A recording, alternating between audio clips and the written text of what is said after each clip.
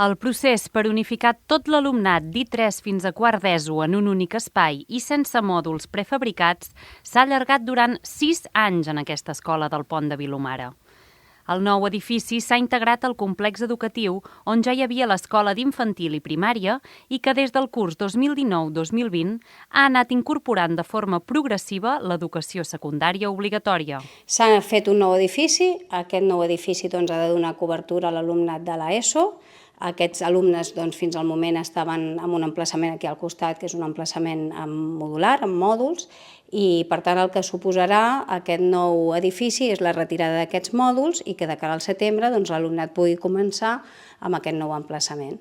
El Departament d'Educació assegura que l'obra destaca per la seva eficiència energètica, amb sistema de calefacció per aerotèrmia i plaques fotovoltaiques que cobreixen la totalitat del consum. Una altra de les novetats per aquest curs 2025-2026 serà el canvi d'ubicació de l'Institut de Navàs, al Bages. Els alumnes continuaran estudiant en mòduls prefabricats, però aquests seran nous.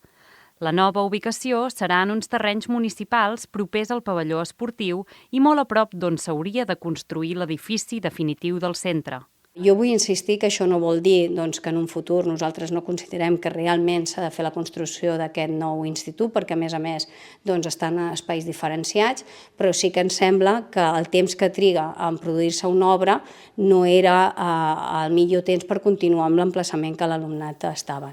L'objectiu amb el que treballa Educació és que el trasllat es pugui fer durant les vacances de Nadal.